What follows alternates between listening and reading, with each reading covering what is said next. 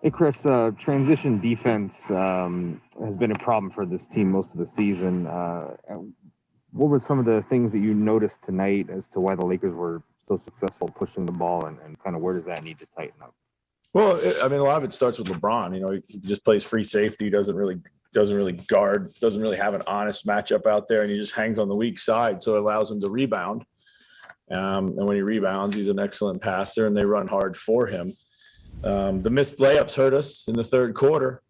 We missed a few layups, and if you miss a layup in the NBA right now, it's a turnover and it's run right back on you. And I noticed the first half, second half, we missed layups, and they were able to run them back on us. So you can't hang your head; you just got to get back.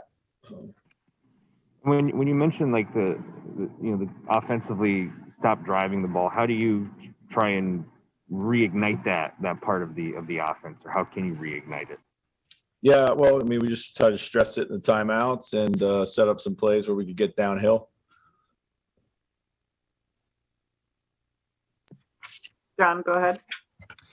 Hey, Chris, they went to the Bron Trez pick and roll for a steady diet there. What did you notice in your defense? Was there miscommunication? Was there confusion, or how did they have so much success over and over there on that?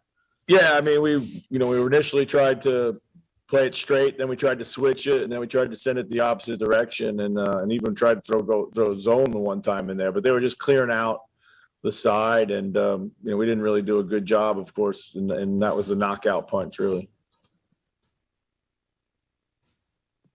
Jace, go ahead. Hey, Chris, we talk about not fouling, and that's one thing you want to work on with this team. What's the key to not fouling? Like, how do you go about it? Is it just better positioning?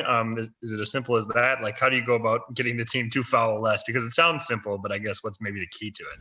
Yeah, great question. There's several things. One, it's most fouls happen when you're out of position, and then it's just having defensive composure. Everyone talks about having composure on offense. You got to have composure on defense, and you got to just, if you're beat, you got to trust that the help is going to be there. You can't make a great play every single time defensively. We have a habit of always trying to reach in there really late, and it's an easy one for the referees to call. Britt, go ahead.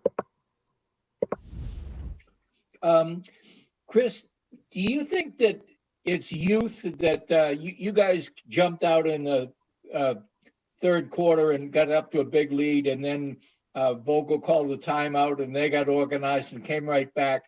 Is that a situation where you think a young team is needing to learn when they come out strong in the second half and they have that momentum to sustain it? Is that a mental thing?